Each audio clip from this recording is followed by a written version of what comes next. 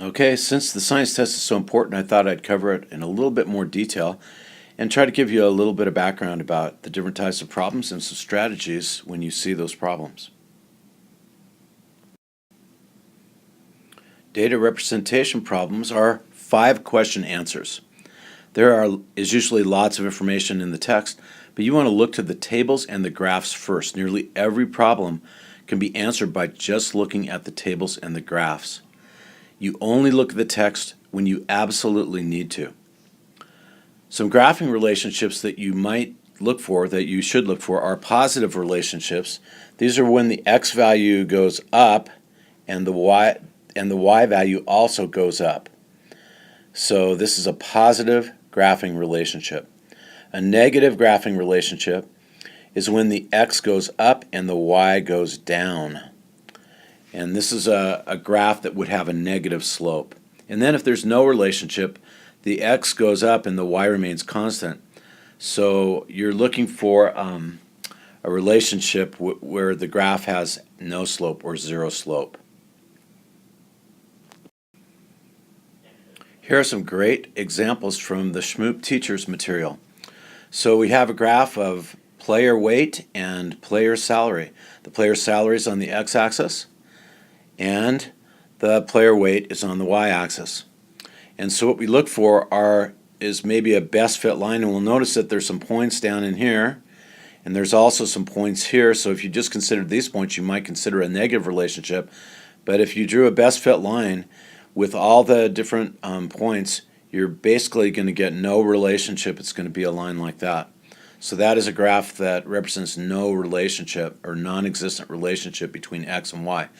Of course, graph number 2 goes up, so as x goes up, y goes up, and so we get a relationship like this, a best fit line. So that is a positive relationship. Graph number 3, as the time is on the x-axis and uv is on the y-axis, you don't really need to know what that is. But we have, again, a negative relationship. We have a negative relationship because as y gets bigger, as the time goes on, as the x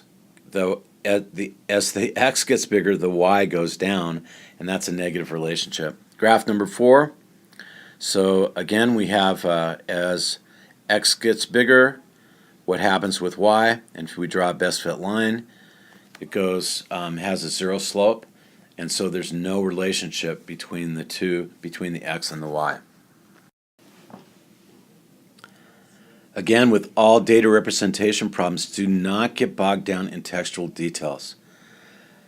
And the Shmoop recommends a new iPod approach. So if you open up your new iPod that you get for your birthday or for Christmas, who reads the instructions first? You start playing around, you start doing whatever it takes, and you only read the instructions as needed. And that is the same with the ACT. Only look at the text when you need to. Look at the graphs and the data tables. They will tell you most everything about the problem. Here are some sample problems from the Shmoop Teacher edition. And so what you need to do is pause this, take a look at the graphs and the information, and then answer the questions, and then the last slide has the answers. So spend some time, pause, and start answering the questions, and then go to the next slide, and the last slide has the answers.